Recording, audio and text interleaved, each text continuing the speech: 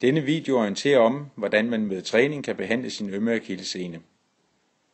Ømheden er typisk værst få centimeter over hælbenet, hvor senen er tyndest, svarende til det med rødt markeret område på senen. Vær opmærksom på, at belastningsskader i senevæv som akillessenen tager lang tid. Man må i de fleste tilfælde regne i måneder og ikke uger. Øvelsesprogrammet udføres dagligt 1-2 gange, gerne morgen og aften, gennem 3 måneder. Hver øvelse udføres med 10-15 gentagelser.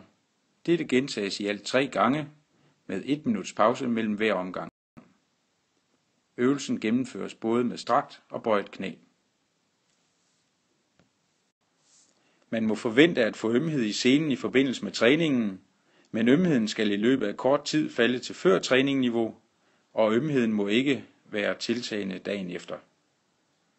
Hvis man benytter en smerteskala fra 0 til 10, hvor 0 er ingen smerte og 10 er værst tænkelig smerte, må man højst nå op på 4 under øvelsen. Øvelserne udføres på en stabil forhøjning, f.eks. et trappetrin eller stepbænk. Man må gerne støtte til væg eller et gelænder. Placere forfoden på et trin. Brug det raske ben til at komme op på tæerne. Læg vægten over på det skadede ben.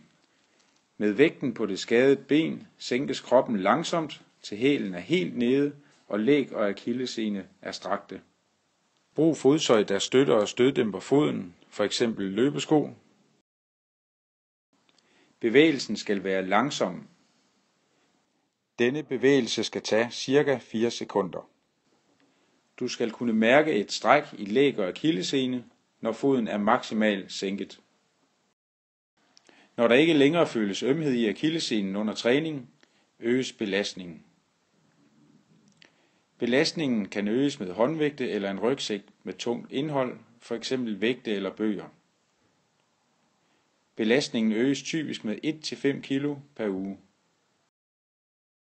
Undgå andre smertegivende aktiviteter i genoptræningsperioden. Det er normalt at opleve sene- og muskelømhed efter træningen. Fortsæt træningen efter de 3 måneder for at reducere risikoen for tilbagefald. Hvis du har smerter efter træningen, brug eventuel isbehandling 15-20 minutter. Brug fodtøj, der støtter og støddæmper foden, f.eks. løbesko, gerne både indendørs og udendørs.